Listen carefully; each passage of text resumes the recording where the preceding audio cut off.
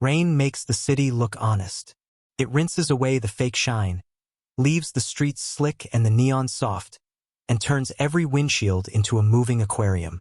That night, the water beat a steady rhythm on my Uber's roof, while the wipers worked on a tired metronome. I had already done 8 rides, all of them forgettable in different ways, and my back ached the way it always did when rent circled like a hawk. 25-degree in my glove compartment, and a spreadsheet in my head that never quite balanced. I told myself nights like this were temporary, that I was paying for time, that time would pay me back. I took the ping because I needed it. The pickup pin dropped in front of a steel and glass office tower that looked like it had never known a light bill it could not bully. I pulled to the curb behind a black SUV. Heater ratcheted a little higher as steam ghosted off the hood. The rain was the kind that convinced you to give up and admit you were wet no matter how fast you ran, and the lobby spilled people in coats and umbrellas that looked more expensive than my car payment. I checked the name. Adrian. No profile photo, 5 stars, short trip flag. I watched the revolving door and tried to decide whether to switch from coffee to gum to stay awake. Then he stepped out. He was hard to miss even in a crowd. Early 40s by the silver at his temples. Suit that hung right because it had been made to hang right. Umbrella angled like a polite shield. The kind of face that looks composed when it is not being watched. The kind that keeps secrets for a living. He saw the plate number, folded his umbrella, and slid into the back seat with a careful nod that felt like an introduction from a different era. "Mr. Cole?" I asked, glancing in the rearview.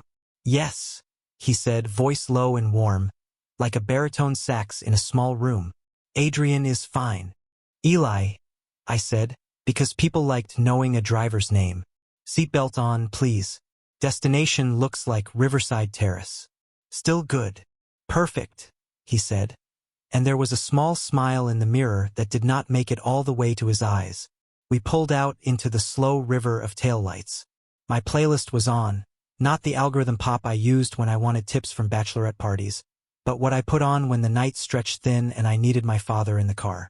A muted trumpet threaded through the cabin, brushed cymbals keeping time, bass walking like it knew where it was going. My dad had loved this stuff, old records with scuffed sleeves and liner notes that smelled like a library after rain. He used to let me flip them while he cooked, calling the musicians by their first names like they were late to dinner. Adrian rested his hands on his knees, fingers long and still, eyes on the streaming window. The city slid by in softened shapes, storefronts blinking, puddles catching light in quick flashes. For the first 5 minutes, neither of us spoke. I was fine with that. Silence is part of the job, and sometimes it pays better than conversation. But then a piano climbed into the trumpet's lane and took the melody someplace brighter, and he leaned forward a little as if the sound tugged a thread he had not noticed. "Chet Baker," he said almost to himself, then added, "or at least pretending to be him." "Chet," I said, and could not help the smile. That self-taught cool tone. This is a live cut from the Paris sessions. He does that thing where he bends the note like he is telling it a secret. Adrian's eyes found mine in the mirror. In the dim light, they were not the confident boardroom eyes I expected, but tired and a little hungry, the way people look after a long day of being what other people need. "You know your jazz." "My dad's," I said. "His records are with me. I digitized some of them when the player died. I keep this playlist for nights like this." Rain changes the key of the city. Something eased in his posture. "My mother played piano," he said after a moment. "I used to fall asleep under it while she practiced standards on Sunday afternoons. When it rained, she always chose ballads." "You miss it," I said before I could stop myself. He considered the window again. "All the time," he said softly. We drove through a long green light that smeared across the dashboard like a river. The wipers kept their patient beat. I took the lower road along the park to avoid a bottleneck, and to keep us in the quiet a little longer. The map recalculated and approved like a teacher pleased to see a student making a good choice without prompting. "What do you do, Eli?" he asked, and then caught himself. "Besides this, I mean, if you do not mind me asking." The polite, quiet voice again. People like him often tried to buy your story with their curiosity. I did not mind, though. Something about him felt careful, not careless. Graduate. Communications. I said. Interviewed a lot, hired never. I am keeping the lights on until I figure out whether I want to chase a career or a plan. A plan sounds more durable, he said, and the corner of his mouth tilted as if he knew how tired pep talks could feel. Do you write? I drive, I said, half a joke, and keep a notebook in the glove compartment for sentences I do not want to lose. Then you write, he said, like he was declaring a simple fact. I did not answer. Compliments from strangers can feel like warm rooms with no furniture, inviting but hard to sit in. I changed lanes instead and let the bass line carry the silence for us. We passed a couple huddled under one umbrella, laughing like they were rich in ways money could not count. The heater pushed back against the damp. In the mirror, Adrian's tie pin picked up the light and flashed, then disappeared. Riverside Terrace rose from the fog, one of those old brick buildings that look better in weather, as if storms explain them. I pulled under the awning, put the car in park, and the sudden stillness made the rain sound louder. He looked at the keypad on the door, then at his hands, then back at me. People hesitate for all kinds of reasons. They forget groceries, they stall tips, they practice a sentence in their heads and decide against it. This felt different. He was rehearsing something he did not believe he had a right to say. Thank you, he said finally, and his voice carried a gravity I could not place. For the route and the music. Anytime, I said. Stay dry out there. He unbuckled slowly. The door opened with a soft suction sound, rain scent folding in. He stepped out, closed it with care, then stood there a second, hand on the handle like the conversation had not ended, but he could not justify keeping it alive. His face was turned away, the rain painting his suit darker at the shoulders. He started to say something, stopped, gave a small nod to the wet air, and walked toward the building. I watched long enough to see the concierge push the door open and greet him by name. The lobby light framed him, softened his age by taking the edge off the silver and emphasizing the steadiness in his back. He moved like a man who was used to arriving places that were already waiting for him. He also moved like a man who sometimes hoped someone would ask how his day really was. I pulled away, heater clicking a little as the engine adjusted. The next ride dinged my phone and I accepted on muscle memory. People got in and out. A nurse on a double shift who tipped in cash and kindness. A teenager who made me promise to tell him if his hair looked weird before he met the boy he liked. A pair of tourists who could not agree on whether to try the famous donuts or the famous tacos, then decided to do both because the rain made them brave. Life kept moving, and the city kept its music. By the time my break rolled around, the coffee shop I liked had closed. I ate a protein bar and watched the rain turn the parking lot into a mirror. I told myself that ride was like every other ride. A stranger, a route, a quiet conversation, a nod, a door. My father used to say that the secret of good driving was to carry people without carrying them home with you. I tried to set Adrian down with the trip history, let him live in the ledger with the others, but every time the trumpet reached for honey on the high notes, I saw the way he had hesitated with his hand on the handle, the sentence he had swallowed, the way his eyes had softened when he said my name. I finished the shift late, bones humming with the long night. When I finally parked by my apartment, the rain had gentled to a fine spray that made the streetlights look like they wore halos. I sat there in the cooling dark for a minute and let the last track play out. The room in my chest where I keep other people's stories felt warmer than usual, like someone had left a light on. Sleep came quick and heavy. Morning came with the usual groan and the familiar tightness of math that did not love me back. I showered, shaved, counted crumpled bills and change for gas, and promised my mother I would call her later. The car smelled like clean fabric and rain ghosts. I signed into the app, took the first ride, turned left where the map told me, and became a small moving piece in the city's machine again. On the third ride of the day, my phone chimed that softer tone it uses for premium pickups. The map drew a path I could follow with my eyes closed. The pin dropped at the same steel and glass tower, the same awning, the same revolving door. The name on the screen lined up letter by letter, neat and undeniable. Adrian. Same address, same man. When the app pinged again and his name appeared, I told myself it was just coincidence. The city was full of people, rides overlapped, algorithms played favorites, nothing unusual. But by the end of the week, it was clear. Adrian Cole had started appearing in my queue more often than any other passenger. Sometimes it was early evening, sometimes late.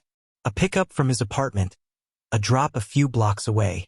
Once he booked a trip to a bookstore 10 minutes down the road, only to cancel when we arrived and ask if I could loop back because he'd forgotten something. The meter ticked, the rain drummed, and I pretended not to notice the way his gaze stayed fixed on the side of my face reflected in the mirror. After the 5th ride, I couldn't help smiling when his name popped up. "You really like this car, huh?" I said lightly as he climbed in one night, his umbrella shedding diamonds of water onto the floor mat. He smiled, but it was the kind of smile that looked like it had to pass through too many checkpoints before it reached his lips. "Maybe it's the company," he said quietly. That was when I realized I'd been waiting for him to say something like that. Not because it was bold, but because it was honest. There was something disarming about how direct he could be in the gentlest possible way. The next few rides had a rhythm. He'd settle in, I'd ask where to, and he'd say, "Just drive for a bit." Sometimes we'd end up near the waterfront where the skyline rippled on the Black River. Sometimes on the hills where you could see the lights trembling below. No rush, no destination, just motion. He started talking more during those aimless drives. At first it was small talk. Books, food, the strange politics of downtown parking. But one night, as the heater hummed and soft Miles Davis filled the car, his tone shifted. "I wasn't always this restless," he said. 2 years ago I was married. Thought I was set. Big house, business doing well. Then, things change. I kept my eyes on the road, but I heard what he wasn't saying. "Divorce?" I asked softly. He nodded, looking out the window. "My ex took the house. I took the silence. Guess I didn't realize how loud that can be." Silence in the car thickened until it felt like we were both breathing it. I wanted to say something comforting, but the rules of the job hovered between us. Don't get personal. Don't blur lines. Don't invite loneliness into your passenger seat because it always finds a way to stay. "You'll find your rhythm again," I said finally. "Sometimes noise isn't bad." He gave a quiet chuckle. "Maybe that's why I keep calling your car." I didn't know how to answer that, so I just laughed it off. But I felt it, that strange gravity pulling me toward him. He wasn't flashy or desperate, just real. The way he spoke made me want to listen. The way he looked at me when he thought I wasn't watching made my chest feel too small. Over the following days, his trips became part of my schedule. Sometimes he'd ask me to wait while he picked up groceries. Sometimes he'd just sit there while I drove through quiet neighborhoods. Once, he asked if I minded changing the music. He scrolled through my playlist and chose a song I hadn't heard since my father's funeral. A trumpet solo slow and cracked with emotion. Neither of us said a word until it ended. That night, when he paid through the app, his hand brushed mine. Barely a touch, accidental maybe, but it left heat that lingered far too long. He looked at me in the rearview mirror afterward, a silent question in his eyes, and I had to look away before I answered it without words. I started telling myself boundaries like prayers. He's a passenger. You're a driver. Nothing else. But every time he stepped into the car, the air shifted. He'd greet me by name now. "Evening, Eli." And I'd always reply, "Evening, Mr. Cole." Like pretending to keep it formal could slow whatever was happening between us. Then came the night that broke the routine. It was later than usual, city half asleep. Adrian had booked a pickup from his apartment again. Same time, same place. I watched the building's glass doors through the drizzle until he appeared. Coat unbuttoned, tie loose, looking more human than ever. He got in, exhaled like the day had weighed a ton, and said, "Just drive." We didn't talk much. He looked out at the blur of passing lights, tapping a rhythm on his knee, lost in thought. 10 minutes in, my phone buzzed softly. A notification that the trip had been canceled. I frowned. "You just canceled the ride." "I know," he said quietly. "I didn't want you to keep the meter running." I pulled over by the park where streetlights drew halos on the wet pavement. "You want me to drop you somewhere else?" He hesitated. The rain was tapping against the roof like it was keeping time for whatever was about to happen. His reflection in the window was a ghost of the man who'd walked into my car that first night. Still controlled, still careful, but something raw hiding under the polish. "Stay parked for a minute," he said. "Please." I did. Engine idling, heater humming. The air between us felt electric and uncertain. "I have something I should tell you," he said finally, voice barely above a whisper. My hands tightened around the steering wheel. He turned toward me, the glow from the dashboard softening the sharp lines of his face. "It's not about where I'm going," he said. "It's about why I keep finding my way back to you." The rain fell harder, the world outside dimming into streaks of light. I didn't breathe. He looked like a man standing on the edge of something, afraid to jump, afraid not to. "Eli," he said, and my name sounded different in his mouth now, weighted, trembling. "There's a reason I keep calling your car." He stopped there, eyes searching mine through the mirror, the words he wanted to say hovering in the small space between us. And for the first time, I didn't want him to leave. The phone screen glowed between us. Ride canceled, timer frozen, while he whispered, "Can I tell you the truth if you promise not to drive away?" The rain had stopped hours ago, but the city still smelled like it. Damp asphalt, cold metal, and a faint sweetness from the bakery on the corner. My car idled under the streetlight, engine humming like a heartbeat. Adrian sat in the back seat, hands clasped, eyes down. The glow from the dashboard painted his face in shifting shades of amber and blue. He didn't speak right away, and neither did I. Outside, a bus hissed by, its tires cutting a path through puddles. Then he said, barely above a whisper, "I should explain something before I lose the nerve." I turned slightly in my seat. "You don't have to if you don't want to." "I do," he said. "Otherwise, this will just keep hanging between us." The way he said between us made the air feel heavier. I waited. He inhaled, exhaled. "The truth is, I've been booking your rides on purpose. Not because I needed to go anywhere. Just because." His voice caught, fragile, like he was confessing something dangerous. "Because I wanted to see you." I blinked, caught between surprise and confusion. He didn't look like a man used to exposing his feelings. Everything about Adrian, the immaculate clothes, the precise tone, suggested control. But now his composure cracked at the edges. "I know how that sounds," he went on quickly. "Strange, inappropriate even, but it's not about taking advantage of anything. He met my eyes through the mirror. "You make me feel seen, Eli. Not watched, not judged. Just safe." For a moment, the only sound was the soft tick of the turn signal, forgotten but still clicking. I wasn't offended. I wasn't even sure I was surprised. The way he looked at me during every ride, how his tone softened when he said my name. Some part of me had already guessed.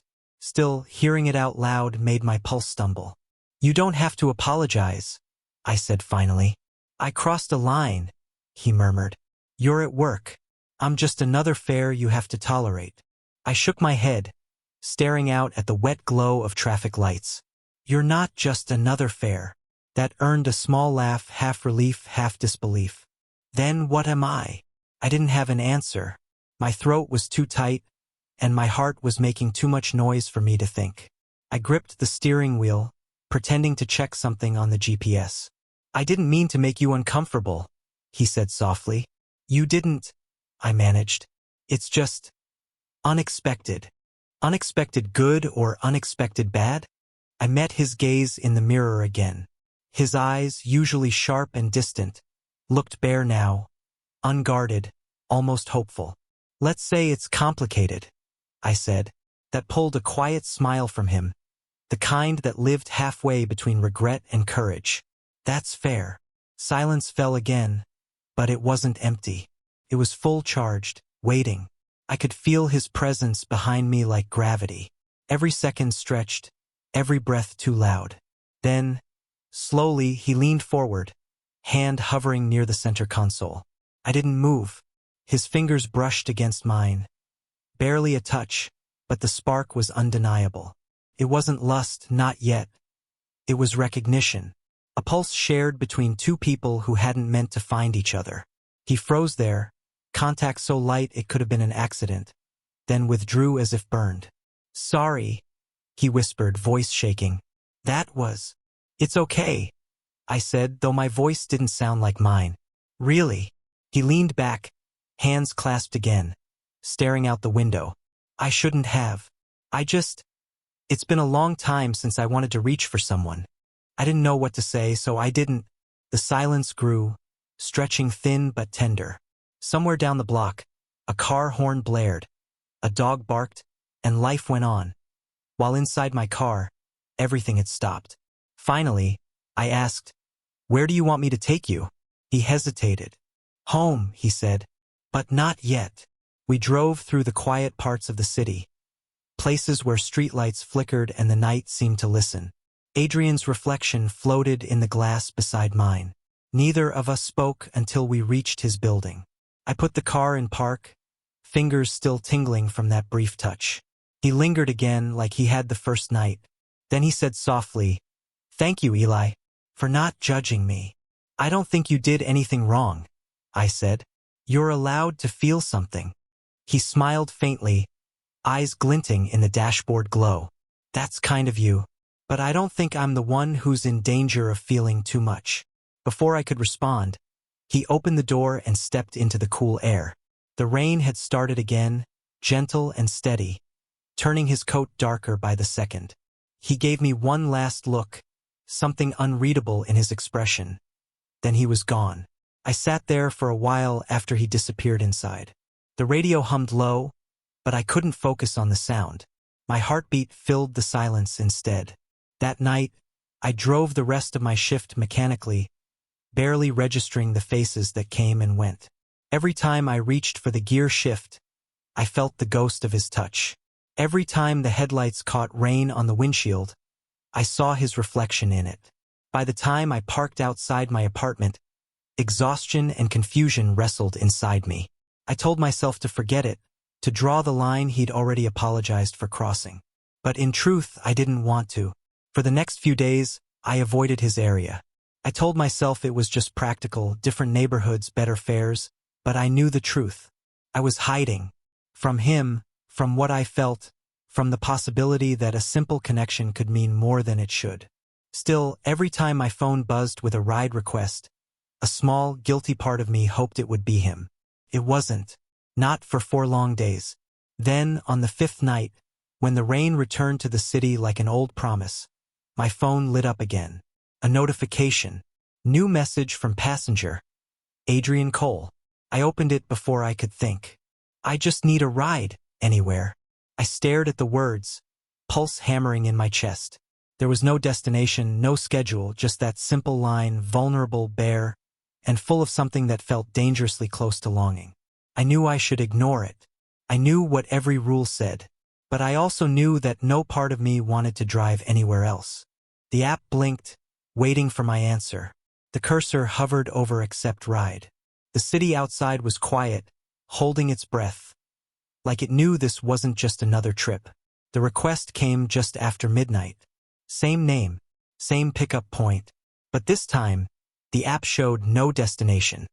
For a full minute I stared at the screen, thumb hovering above accept. When I finally did, I realized my hands were shaking. Not from nerves, exactly, but from anticipation I didn't want to name. The streets were empty when I pulled up to his building. A mist hung low, turning the yellow glow of the lamps into halos. Adrian stepped out a moment later, not in his usual pressed suit but a loose sweater and jeans. He looked softer, smaller somehow. The man who had always carried himself like a storm bottled in glass now looked like he'd run out of the strength to keep the cork in. He slid into the passenger seat this time instead of the back. That alone felt new. "Couldn't sleep?" I asked quietly. He gave a humorless laugh. "Haven't slept much in months." Up close, I could see it. The dark circles under his eyes, the faint tremor in his hands. I started the car, waiting for him to name a place, but he just looked straight ahead. "Just drive," he said. "Anywhere's fine." So I did. The tires whispered against wet asphalt as we drifted through the quiet grid of the city. Shops were shuttered, traffic lights blinked on empty corners, and the music, one of my softer jazz playlists, played like a heartbeat under our silence. After a few minutes, he spoke. My ex-husband, he began, voice thin but steady, was my business partner, too. We built a real estate firm together from nothing. Spent 10 years making it something people in the city whispered about. Then he fell in love with someone else. A younger investor. Smarter, maybe. Definitely colder. He paused, watching the rain trail down the glass. When he left, he took half the clients with him. The other half assumed I was the reason it ended. I've been rebuilding since, but it's like trying to sew with no thread. I didn't interrupt. I just drove, letting him empty the ache he'd been carrying. He exhaled, long and slow. I used to think I was hard to love because I gave everything to the wrong person. Now I think maybe I just didn't have anything left to give. His confession hung between us like the scent of rain, clean but heavy.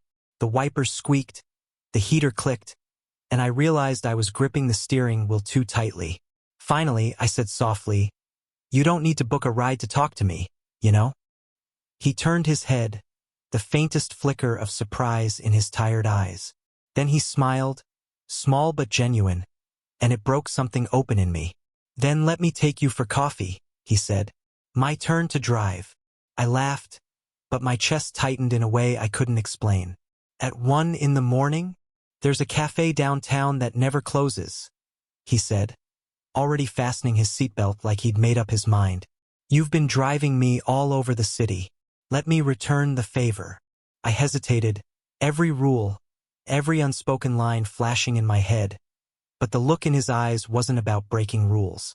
It was about not being alone anymore. "All right," I said, "but I'm not good at letting other people drive my car."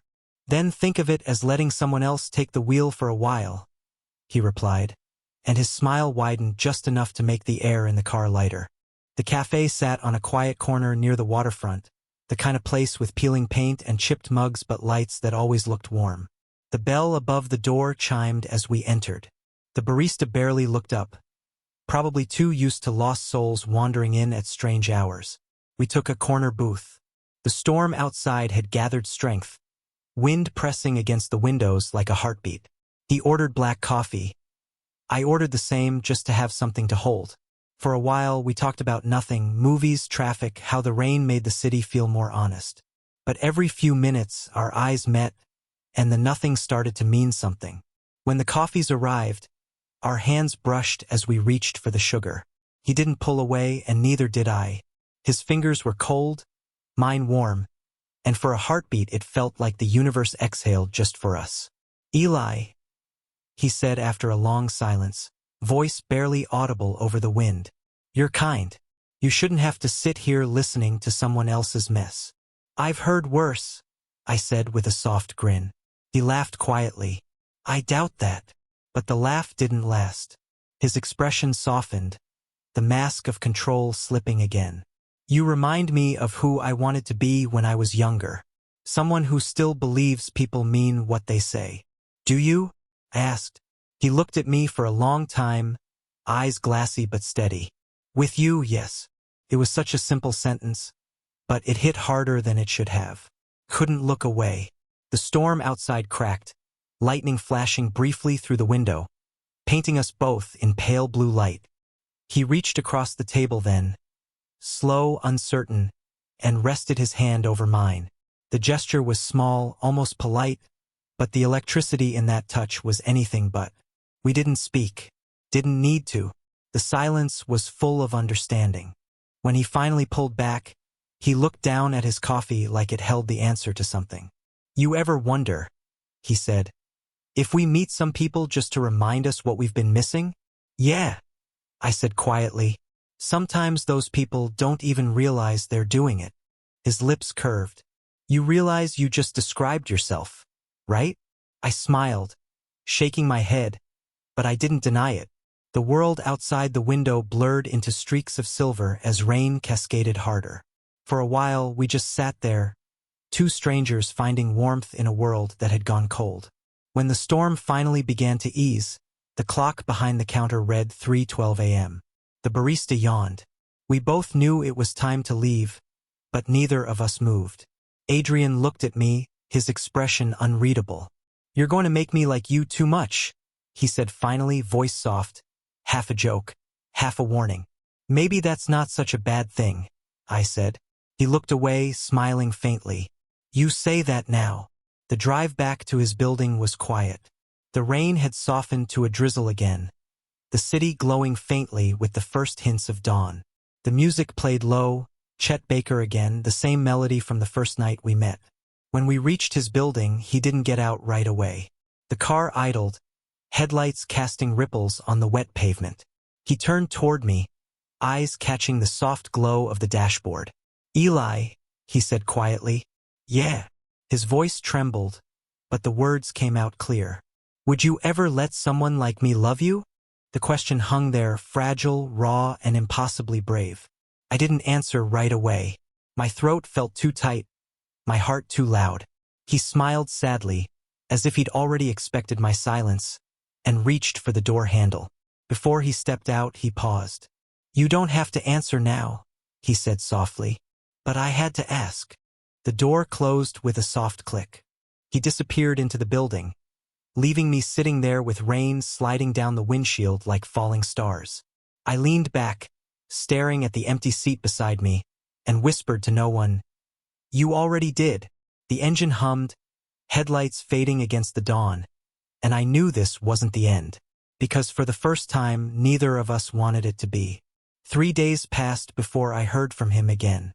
3 days of checking my phone every few hours, pretending I wasn't. 3 days of telling myself I didn't care, that whatever happened at the cafe had been a passing moment. 2 lonely people mistaking warmth for something deeper. Then, one evening as I sat parked outside a convenience store between rides, my screen lit up. No pickup request this time. Just a message. "Adrian, I'm done hiding how I feel. Will you come over?" No punctuation after my name. No nervous apology. Just truth. My fingers hovered above the reply button longer than I'd like to admit. I could have ignored it. Should have, maybe.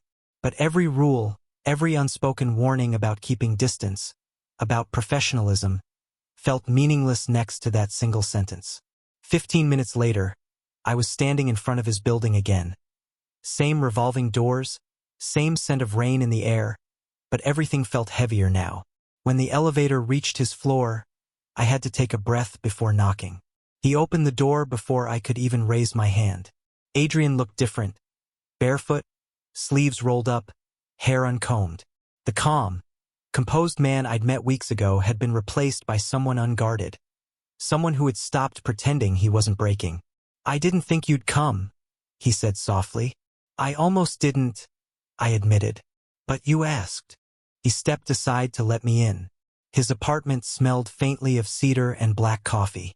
It was spacious, minimalist, too neat for someone who lived alone. A few papers lay scattered on the table, and an unfinished glass of wine sat by the window. For a long moment, neither of us said anything. The tension was the kind that hummed quietly, not dangerous but fragile, like glass between us. "Why now?" I asked. "Why tell me tonight?" He turned to the window, arms folded. "Because pretending I'm fine stopped working." He exhaled slowly, as if shedding weight. "Every time you drop me off, it feels like I'm saying goodbye to something I haven't even had. I didn't want to keep wondering what it would feel like if I told you the truth." "What truth?" I asked, even though I already knew. "That I think about you, more than I should. That I've tried not to." He turned toward me then, voice breaking just enough to make it real. "That I can't." The words landed like a confession and a plea at once. I stepped closer. "You're not the only one who's been thinking," I said quietly. Something flickered in his eyes. Hope, disbelief, fear, all at once. "Then why do you look like you're about to run?" "Because I'm trying to be the responsible one," I said, forcing a laugh that didn't sound like me. "You're older. People will talk. They'll think I'm using me?" He interrupted, smile faint but sad. "Let them. They've already taken everything else from me. They don't get this too." He closed the distance between us, slow and deliberate. Eli, I don't care how it looks. I just know how it feels. My chest tightened. And how does it feel? Like I'm alive again. That was it. The words that made everything else dissolve. The doubts, the age gap, the unspoken rules of what I should or shouldn't want. He reached up, fingers trembling, and touched my jaw. His touch was hesitant, asking permission rather than taking it. I didn't stop him. Couldn't.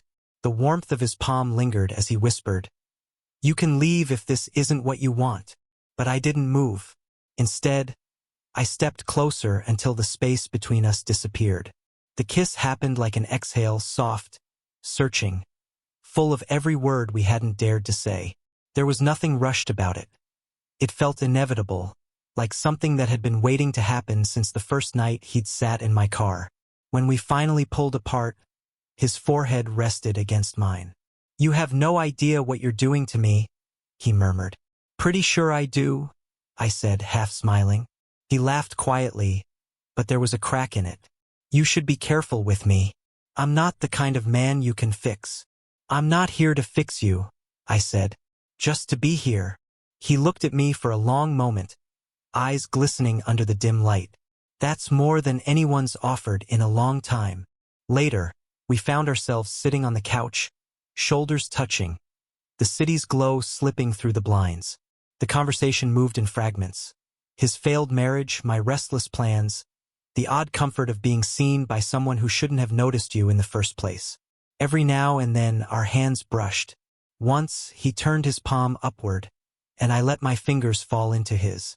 "You make it too easy to forget everything else," he said, voice low. "Maybe that's the point," I replied. When he leaned in again, the hesitation was gone. The kiss deepened, not desperate, but deliberate, slow and grounding. His hands were gentle, tracing my shoulders as if committing them to memory. I felt him trembling, not from fear but from the effort of letting himself feel again. When we moved from the couch to the bedroom, it wasn't about lust, it was about letting go. Every touch carried weight. Every breath between us said, "You're not alone anymore." I'd been with people before, but not like this. This wasn't fire, it was warmth. A steady, quiet heat that felt safe. He looked up at me once, eyes soft and open. "Are you sure?" "I've never been more sure of anything," I whispered. He smiled then, the kind of smile that comes from surrender, and pulled me closer. Time lost meaning after that. The room filled with small sounds. His breath, my heartbeat, the faint patter of rain against glass. Every moment felt suspended, unhurried. When it was over, we didn't speak for a long time. He lay against me, hand resting over my heart, tracing slow circles like he was trying to memorize its rhythm. "You're warm," he murmured, almost to himself. "So are you," I said. He chuckled faintly. "That's new." We stayed like that until the city outside began to stir again. The faint sound of early buses, the hum of life returning. At some point, I realized his breathing had slowed, his body relaxed completely. He'd fallen asleep. For the first time since I'd met him, he looked peaceful. I watched him, brushing a strand of silver hair from his forehead. Something inside me shifted, quiet but undeniable. This wasn't supposed to be more than a moment, but it already was. When I finally slipped out of bed, dawn was bleeding through the curtains. I dressed quietly, glancing back once more before leaving. He stirred, eyes half open. "Leaving already?" I smiled. "You need rest. I've got rides waiting." "Eli," he said, voice still heavy with sleep, "don't disappear on me." "I won't," I promised. But as the door closed behind me, I felt the ache of uncertainty take root. The kind that follows something too real to name. Because I'd crossed the line I told myself I never would. And now I wasn't sure if I'd fallen for him, or just fallen. Back in my car, the seat still smelled faintly of him. Coffee, rain, cedar. I started the engine, staring at my own reflection in the mirror. For the first time in a long while, I didn't know if I was driving away from something dangerous, or toward something I couldn't live without. The next week felt strange, too quiet, too unreal. I went through my routes like a ghost, ferrying strangers around the city, while the echo of Adrian's touch still lingered in every corner of my car. The scent of his cologne on my jacket hadn't faded, and every time my phone buzzed, my pulse jumped before the disappointment hit. He texted twice, once to ask if I'd made it home safe, and once to say he'd been thinking about me. I didn't answer either. It wasn't because I didn't want to. It was because I didn't know what to say. After what we'd shared, words felt too small. Then, on Friday evening, I saw him. I'd pulled over near a cafe to grab coffee between rides. It was raining again.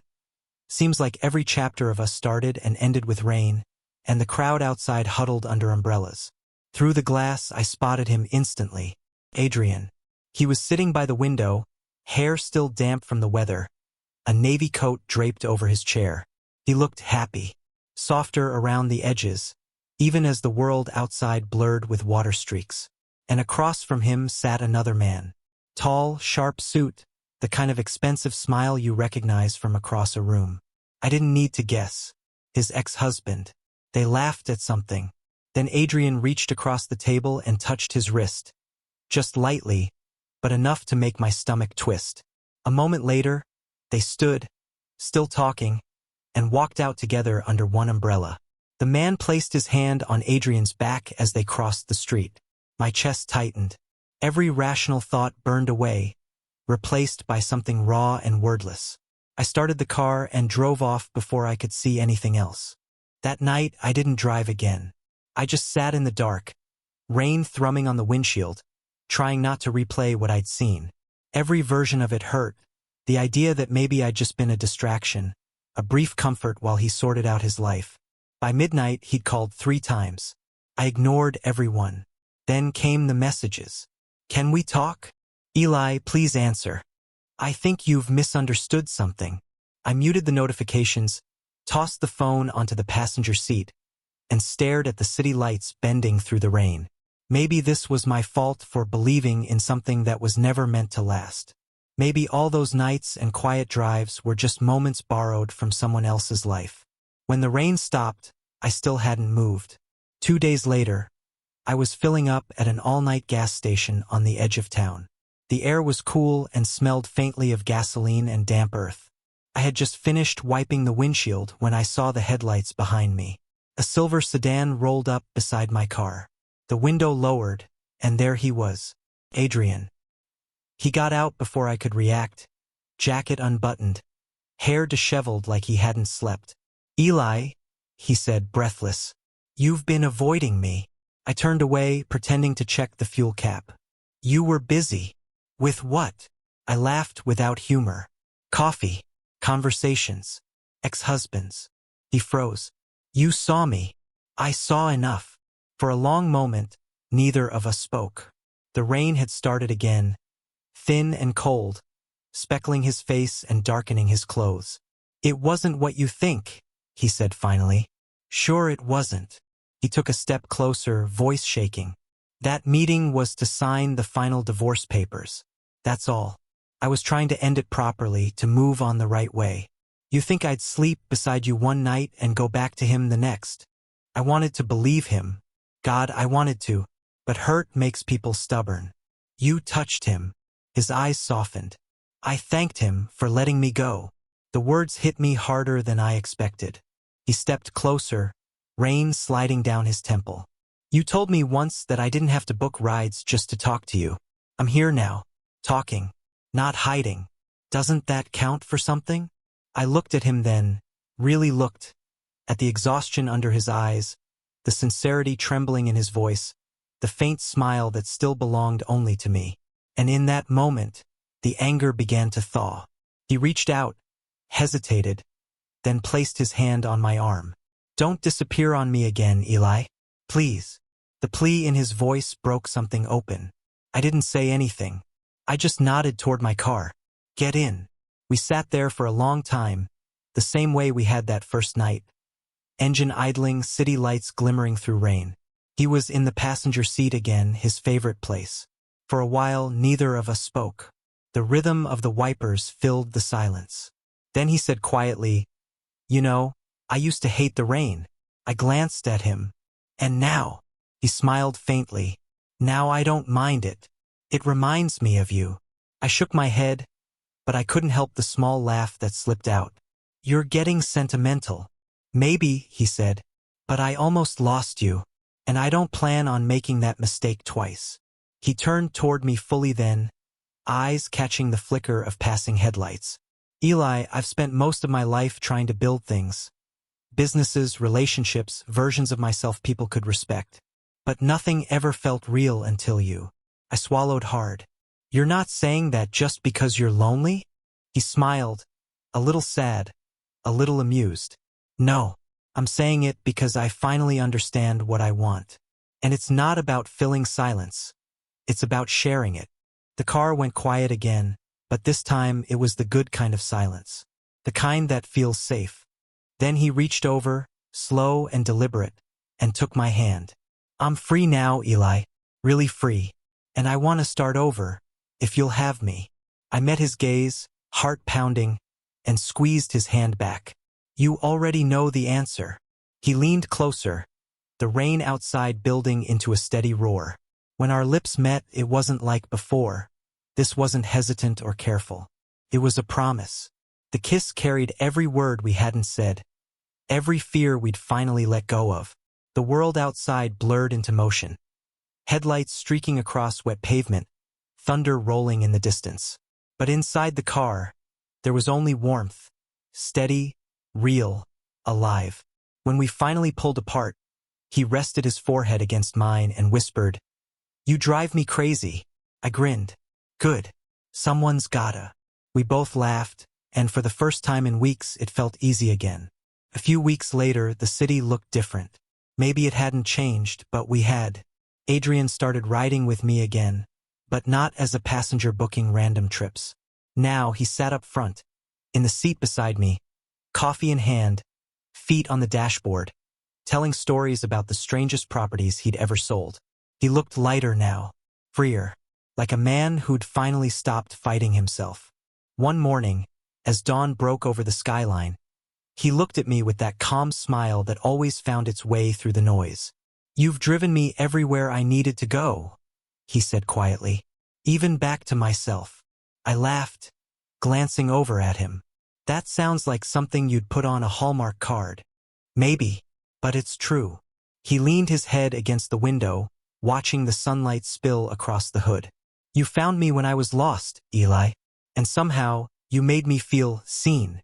The same words he'd said that first night came back to me, but now they meant something bigger, something earned. I reached over and squeezed his hand. "Where to next, then?" He turned toward me, eyes bright. "Nowhere. Everywhere. Maybe a road trip. Just you and me." "Where we going?" "Wherever the road feels right," he said with a grin. "This time, I'll be the one in the passenger seat." I looked at him, at the man who'd started as a stranger under the streetlight and had somehow become everything I didn't know I needed. The light turned green. I pressed the accelerator, the city opening up ahead like a promise. The road stretched long and silver beneath us, rain beginning to fall again in soft threads. He reached over and turned up the music, our music, and rested his hand over mine on the gearshift. We didn't speak. We didn't need to. The silence between us was full of everything that mattered. And as we drove toward the horizon, I knew one thing for certain. He wasn't just another passenger anymore. He was my destination.